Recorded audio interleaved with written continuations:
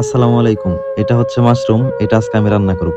এটা আমাদের টাঙ্গাইলে গ্রাম অঞ্চলে কুত্তার ছাত্তি বা ব্যাঙের ছাত্তি নামে চিনেন। এটা কিন্তু সত্যি অনেক টেস্ট। এই জিনিসটা যত টেস্টি হোক, আমার মনে হয় এটার উপর দিয়ে যদি মধুর প্রলেপ দেওয়া হয়, এরপরেও আমাদের গ্রাম অঞ্চলের মানুষকে এটা খাওয়ানো সম্ভব না। তারা এটাকে এতটাই ঘৃণা করে। এই মাশরুমটা স্বাস্থ্যের জন্য অনেক উপকারী। হজম শক্তি, ক্যান্সার, ডায়াবেটিক্স এরকম বড় বড় রোগ প্রতিরোধ করার ক্ষমতা কিন্তু এই মাশরুমের মধ্যে আছে। আর আপনারা যারা এখনো আমার এই পেজটি ফলো করেন নাই, অবশ্যই ফলো করে দিবেন।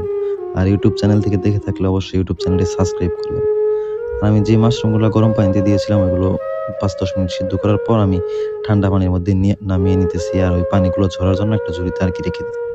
আর অন্যদিকে একটা বাটির মধ্যে তাল মিশ্রি, কর্নফ্লাওয়ার, সয়া সস, পানি, লবণ, টেস্টিং সল্ট সবগুলো দিয়ে আমি আর কি মিক্স করে রেখে দিচ্ছি।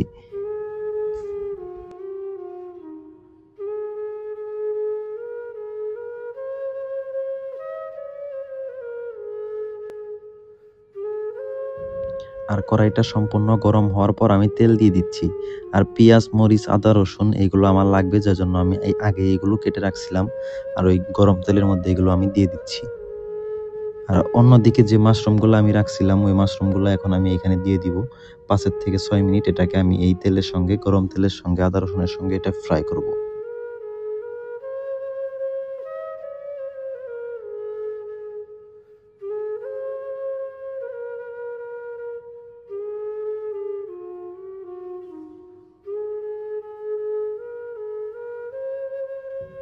সয়া সস, লবণ এবং পানি দিয়ে আমি যে উপাদানটি তৈরি করে রেখে দিয়েছিলাম, ওইটি এখন এখানে দিয়ে দিব।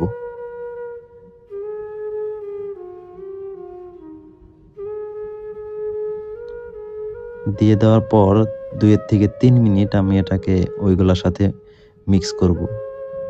আর এই জিনিসটা কিন্তু চাইনিজদের অনেক প্রিয় খাবার। আপনারা চাইলে বাড়িতে ট্রাই করে দেখতে পারেন।